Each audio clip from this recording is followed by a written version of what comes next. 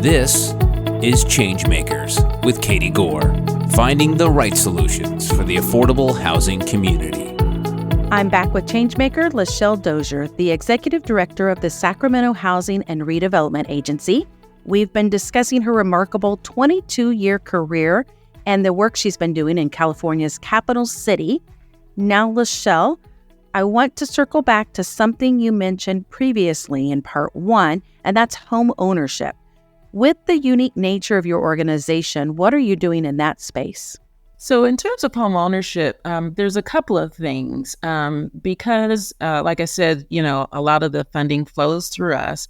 We actually do receive funding from the state of California that comes to SHRA for first-time home ownership. So, and we've been doing that for years, where we provide, that down payment assistance to create home ownership. And then the other thing that we've actually been involved in recently is a partnership with Habitat for Humanity. So the Housing Authority owned vacant lots in one community that we had worked in for many years. Been very difficult for us to find a developer who could come in and actually, because they weren't contiguous, they were all kind of spread around an area. So we actually work in concert with Habitat to build homes there. Well, Habitat does, and we help provide the lot and and a little bit of the funding. And the great thing about that partnership is that there are affordable units. And I don't know if you've ever been to a Habitat type of grand opening, but it's just truly inspirational when you see people who have put in their 500 hours of sweat equity finally getting the keys. But they are very stable and they help to stabilize a neighborhood as well. So those are, two of the areas that we have pursued and really working on the home ownership angle within Sacramento. I actually did watch a kind of grand opening, ribbon cutting with Habitat before in my past life, so to speak. And you are right, those service hours and that buy-in from the new homeowner is quite marvelous. And the Habitat has really, really improved their program, and they have a great place in that full continuum of home ownership and providing affordable housing. It's unique when you get to hear it all happen and see it all happen. Are there other tools that you guys are using for home ownership that you're seeing great strides that other people can emulate? One of the things that is up for discussion that we're working on from a policy standpoint that deals with homeownership is looking at inclusionary housing. In California, there used to be an inclusionary ordinance that allowed us to require developers to build 15%, affordable, which was challenged and was overturned by the courts. But before that, there were lots of opportunities that existed. And so now there's a discussion coming back to talk about, is there a place for inclusionary housing where a developer is coming in and building a lot of single family homes, that a certain number are set aside for affordable buyers. So we're very much involved and engaged in that discussion. Are you seeing certain segments of the population that are needing affordable housing, or is it kind of everybody? Like specifically, do you have this silver tsunami and seniors, or what are you seeing in your city? That's a really very interesting question. One of the things, in addition that SHRA does for the city of Sacramento, we oversee their shelters. So everyone, I'm sure, is aware that there's a huge homelessness crisis throughout the country, but very, very acute here in California. And so the city started to stand up shelters, and they tasked us to assist and oversee that. So we have one shelter that is set aside for transitional age youth. We have another shelter set aside for single women, and another shelter that is, it's in a specific area, but it's, just anyone, men and women who come to that particular shelter. So what we're seeing, especially at the women's shelter, is the increase in the number of single women over the age of 50 who have never been homeless that are showing up at the shelter. And it's absolutely shocking to see that. And I think it points to the need of senior housing. Before, like I mentioned at the beginning, you could rent a place for, $500 or $600. So if you had Social Security, then that was fine. Now, you'd end up spending $1,000. Your Social Security might be $1,200, and you have little or no money left for food and all the other necessities.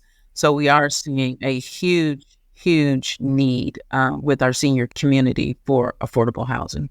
I actually got a letter from a woman, and she was talking about her brother who got into affordable housing.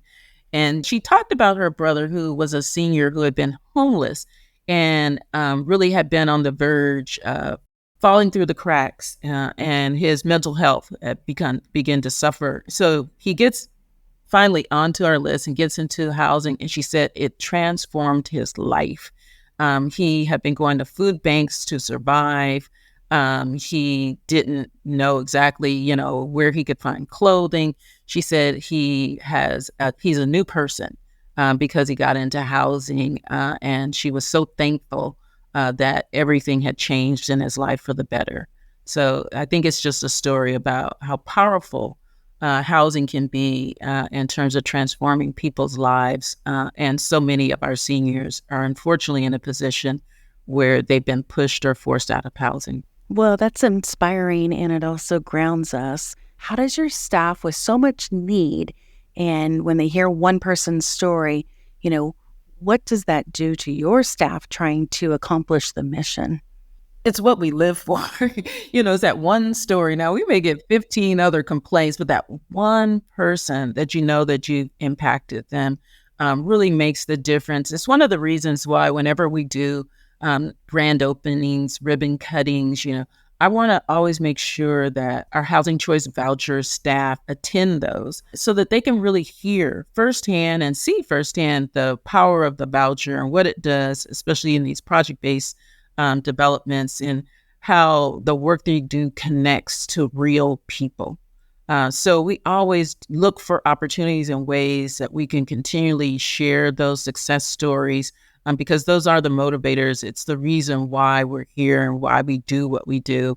And you can't get too distracted from people who are criticizing and complaining, because there are a lot of people who do that and really understand at the end of the day, it's those individuals who need our help desperately. And how can we deliver that service as efficiently as possible? And that's key.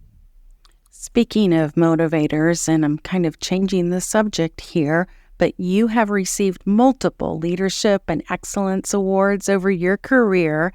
And I'm curious, what advice would you have for other people who are listening and maybe early on in their career and trying to weigh their own cost benefit in this very difficult world of providing affordable housing? What would you say to them?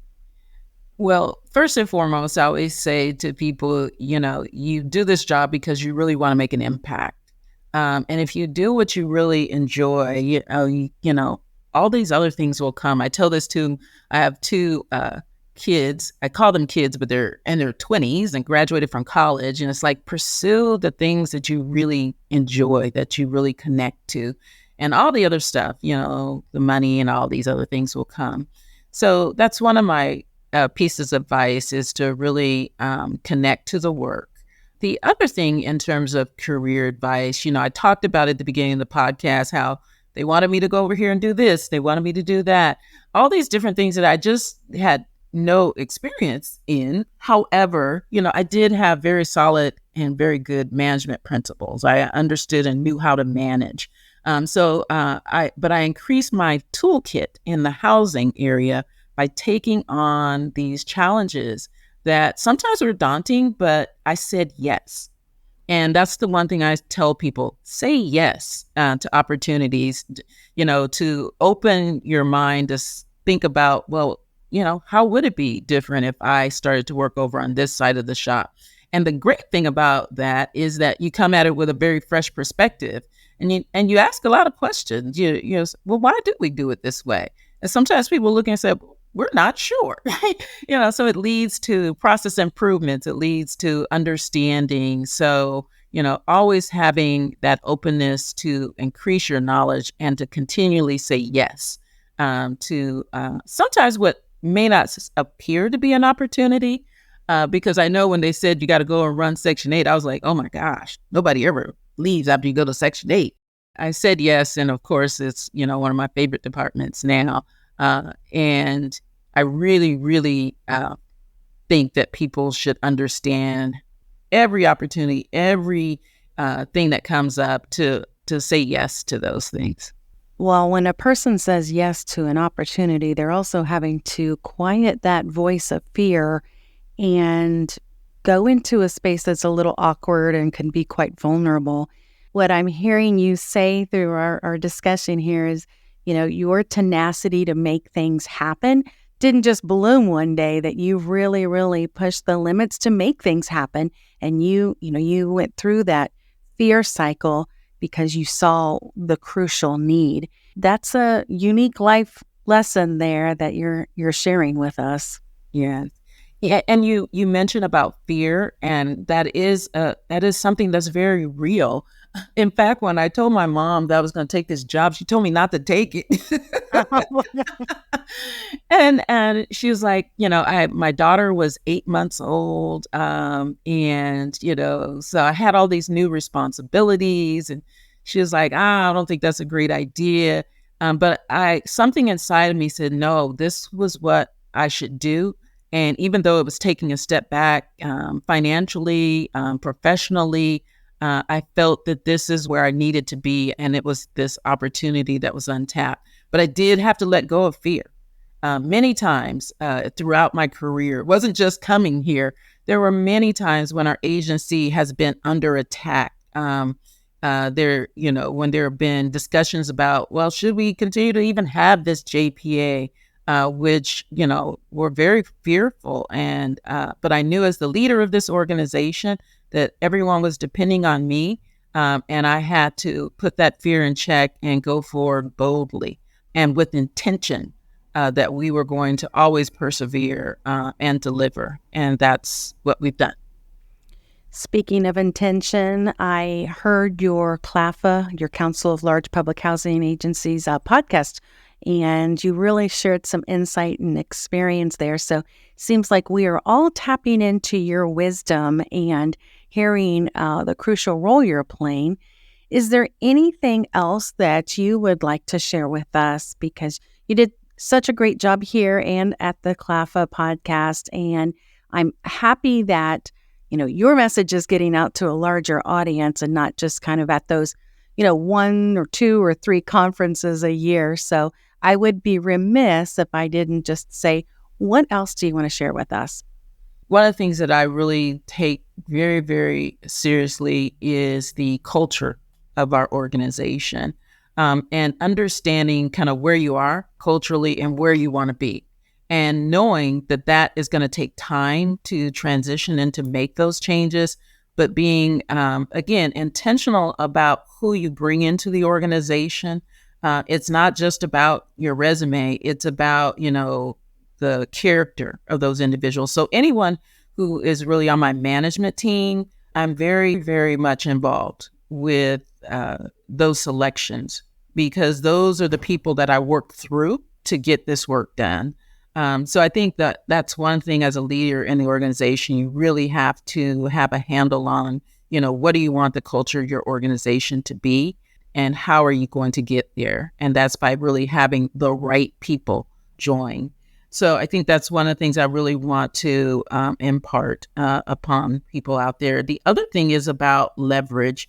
I talked a lot about working with this group and working with that group and seeing opportunities before they actually come to fruition. One was the emergency rental assistance. I saw that kind of coming and positioned SHRA. So we managed the emergency rental assistance program because we had all of the resources. We understood, how to do subsidy. So both the city and county came to us, and now we've, administered over $180 million of emergency rental assistance throughout the community. So really identifying and understanding what your niche is, but how you can be of value and assistance to your community, which may take you a little bit outside of your traditional role. I think that's how SHRA has been unique, is that we look for opportunities always about how do we create value for the community, value for our residents, and how do we kind of wrap our hands around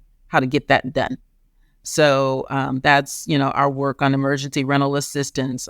We are one of 22 promise zone designations throughout the country. So always looking for opportunities and how we can ensure that we bring that resource and leverage to Sacramento has been my goal and mission.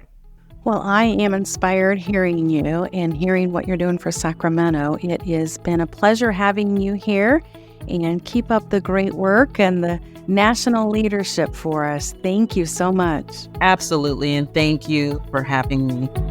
Thanks for listening to ChangeMakers with Katie Gore. To find out more about Katie, go to quadel.com. That's QUADEL.com. This has been a production of Forbes Books Radio.